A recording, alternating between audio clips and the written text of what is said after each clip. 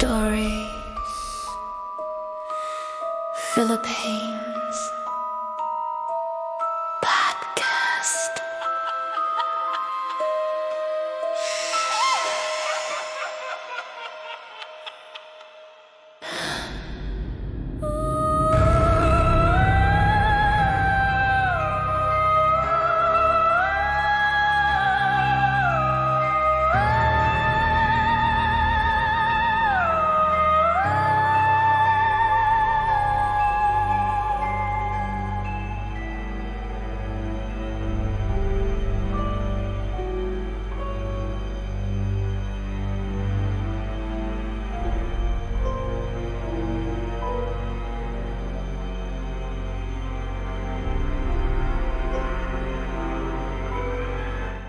The scent of damp earth and crushed jasmine hung heavy in the air of the small, bamboo-walled home. It was deep night in Iloilo, the kind of night where the moon was hidden and the shadows were thick, alive things. Inside, a woman named Clarissa, her face slick with sweat and pain, gripped the rough-spun sheets of her birthing bed. The old Hilot, the local midwife, muttered an ancient prayer over a smoking coil of dried herbs. Suddenly, a sound, thin and sharp as a shard of glass, cut through the quiet. It came from the low, thatched roof, a dragging, scraping sound that circled the room like a hungry thing pacing its cage. Clarissa's eyes snapped open, wide with terror. It was too soft for a cat, too deliberate for the wind. It sounded like fingernails, long and curved, dragging across the dried palm fronds, a sound heavy with ill intent, aiming for the vulnerable life growing inside her. Lihilahat, her face grim, reached for the rusted bolo knife she kept under the bed. The scraping paused directly above Clarissa's straining body. Then, a low, wet chuckle, like stones churning in mud, seeped through the roof. What ancient ravenous hunger stalked the dark corners of the world, drawn by the scent of a new life waiting to be born? And what primal, cultural fear did that scraping sound awaken in the heart of a pregnant mother in the Philippines? I am Paul, and you are listening to Stories Philippines Podcast, The Scratches on the Mother's Womb, a deep dive into the aswang. The tale of Clarissa and the chilling noise above her roof is not unique. It is a shared, dark whisper, passed down through generations across the Philippine Islands, a primal fear that coils around the most sacred of life events, childbirth. It is the signature call of the aswang, perhaps the most pervasive, terrifying, and shape-shifting figure in all of Filipino folklore. The word aswang is not a single monster, but a dark umbrella under which numerous night-stalking entities hide. They are the boogeymen and women of the archipelago, embodying everything the community fears: disease, sudden death, and, in this specific case, the ultimate violation, the theft of life before it even takes its first breath. In the Western world, we have our vampires, our werewolves, and our witches. But the aswang is all three, and more, seamlessly blended into a horror that is uniquely Filipino. And nowhere is the fear more intense than in the Visayas region, particularly in Capiz and Iloilo, provinces that have become, in the popular mind, synonymous with this creature. The shape of fear, understanding the aswang's forms.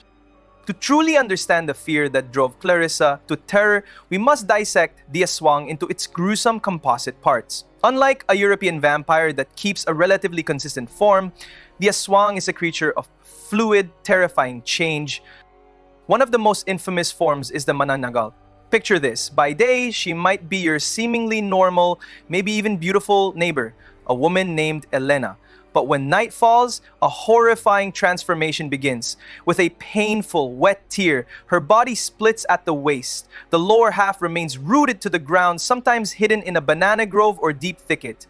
The upper half sprouts enormous, leathery bat wings and flies off into the night, its favorite prey being pregnant women. It flies silently, its long, muscular tongue, or proboscis, sometimes described as thin as a thread or thick as a rope, extending from its mouth.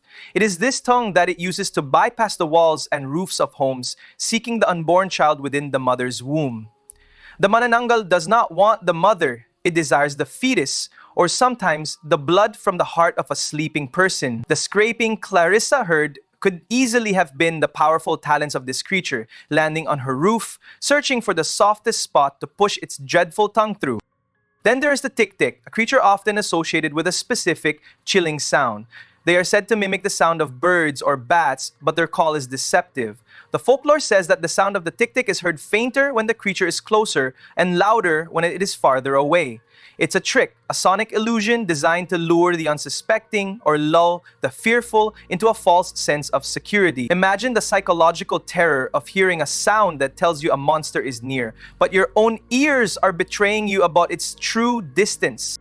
The vakwakita is another terrifying variation, often described as a winged creature that steals corpses, especially unburied ones, from cemeteries and then replaces them with a banana trunk or similar stand-in, leaving the grieving family to bury a hollow, fake body.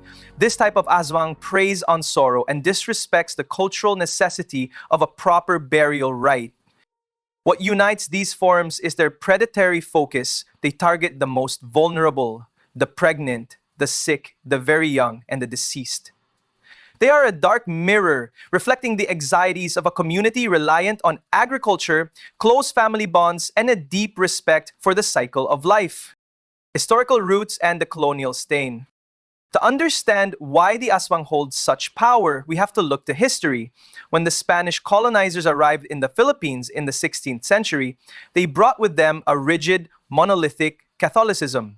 They found a country rich in indigenous beliefs, a tapestry of gods, spirits, and guardians of nature. The Spanish, to enforce their new religion, often took these existing indigenous beliefs, the powerful nature spirits, the shamanic healers, the strong female figures, and demonized them. The aswang may have been a convenient figure for this purpose. Imagine a powerful, independent female figure in a pre-colonial village, a respected Babaylan or spiritual leader. She possessed knowledge of healing herbs and had a connection to the old unchristianized gods. To the missionaries, she was a threat. By painting this figure as a blood-drinking, baby-stealing witch, the aswang, the colonizers could discredit the native spiritual practices and drive people toward the protection of the church. It was in effect a deliberate act of cultural and spiritual warfare. Dr. Damayana Eugenio, a celebrated Filipino folklorist, noted that figures like the aswang often serve as a social control mechanism. In the absence of a strong, centralized police force in rural areas, the fear of the aswang kept people from wandering at night, prevented arguments and fights from escalating into violence, and encouraged women to stay close to home during vulnerable times. The aswang, therefore, is not just a monster. It is a dark, living document of Filipino history, a terrifying shadow cast by both ancient tribal beliefs and the forceful imposition of foreign religion. Maternal anxiety and the psychology of fear. Let us return to Clarissa's fear, the scraping on the roof. Why does the aswang focus so heavily on pregnant women? In the rural Philippines, especially in the past, childbirth was a terrifyingly risky event. Medical care was scarce, and infant and maternal mortality rates were tragically high. A woman preparing to give birth was at her most vulnerable to infection, complication, or a sudden tragedy. The aswang, in a psychological sense, becomes a cultural explanation for these random, terrible events. If a mother miscarried or if a child was stillborn, the community needed an answer. It was easier, perhaps, for the grieving mother and the community to say the aswang stole the child than to accept the harsh, clinical reality of pre-modern medicine. The monster provides a narrative, a villain, and a way to process unimaginable grief. This is a universal phenomenon. Throughout history, cultures have created monsters to explain the unexplainable. In Europe, the legend of the changeling, a fairy child swapped for a human one, explained the mysterious death or illness of a human baby. In a way, the aswang serves a similar purpose. It is the personification of maternal anxiety, the externalization of the fear that something will go terribly wrong with the pregnancy. This fear is amplified by superstition. Consider the practice of placing specific items around the house during a pregnancy or childbirth to ward off the aswang. Things like garlic, salt, or even a sharpened bolo knife are placed near the window or under the bed. Why? Because these are common available tools. They are symbols of defense of the community's desperate attempt to assert control over the chaos of nature and the dark forces that lurk in the night. Cross-cultural whispers and scientific glitches. The aswang's ability to shapeshift and its taste for blood and unborn children draw eerie parallels to creatures in other cultures. Compared the manananggal to the chupacabra of Latin America. While the chupacabra is typically an animal-phamic predator, both creatures are modern-day terrors that defy easy categorization and are often used to explain sudden, mysterious livestock deaths, or in the manananggal's case, human misfortune. Then there is the Balban Sit of Scottish folklore, a beautiful, seductive fairy vampire who preys on men in the Highlands. While the details are different, the core theme of a beautiful, human-seeming female entity that is secretly a monstrous, blood-drinking predator remains. It is a universal narrative, the beautiful danger that hides in plain sight. But what if there are simpler, more scientific explanations for some aswang encounters? Think about the descriptions of the aswang having bloodshot eyes or appearing pale and tired during the day. This is often taken as a sign of their nocturnal activities. But could it also be a sign of a real-life psychological condition? Some researchers suggest that a condition like xeroderma pigmentosum, a rare genetic disorder that makes the skin extremely sensitive to sunlight, could have contributed to the legend. A person with this condition would indeed have to live a nocturnal life, avoid sunlight at all costs, and might appear sickly or gaunt during the day. Perfect fodder for a creature that walks among us in disguise. And what about the sound, the faint tick-tip that draws closer the quieter it is? Could this be related to infrasound? Sound frequencies below the level of human hearing can cause feelings of dread, anxiety, and even visual disturbances in people. Some researchers theorize that certain atmospheric conditions or natural phenomena, such as a strong wind blowing over a mountain ridge, can generate infrasound.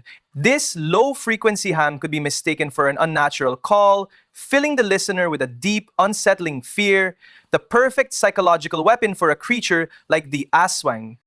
This blending of folklore, psychology, and science is the very nature of paranormal investigation. We seek to explain the shadows even as we revel in their mystery. The eerie echoes of modernity. Even in the modern Philippines, with its sprawling cities and fiber optic cables, the aswang remains a compelling cultural figure and has evolved. No longer just a creature of the rural rice fields, it now appears in popular Filipino media, movies, comic books, and television as a sleek, terrifying embodiment of the darkness. The fear persists. If you travel to remote areas of Capiz, you will still find people who will refuse to travel alone at night. You will still find houses with garlic strung in the windows. This is not ignorance. It is an honoring of a profound cultural tradition of fear. The aswang is the embodiment of the local evil, the personification of the random violence, illness, or political corruption that plagues a community. We are always looking for new tales to feature on Stories Philippines podcasts. If you have a true, harrowing experience with the unexplained, a brush with a local legend like the aswang, or a story about a haunted place, we want to hear it. Your story could be the next one we share with our listeners. Visit storiesphilippines.com and click on the submission link to share your account, either written or self-narrated. We look forward to hearing the shadows of your own experience. Theological battlegrounds. From a theological perspective, the aswang also represents the eternal conflict between good and evil, but viewed through a unique cultural lens. In many Catholic traditions, the devil is a powerful, singular entity. In Filipino folklore, the evil is often fragmented, localized, and tied to specific places and rituals. The aswang is not the devil, but rather a corrupted human, someone who was cursed, or someone who chose to embrace the black arts. This implies a belief that evil is not just a force from an external plane, but something that can take root within the human heart. The use of religious items like the Holy Rosary or holy water to ward off the aswang is a common motif.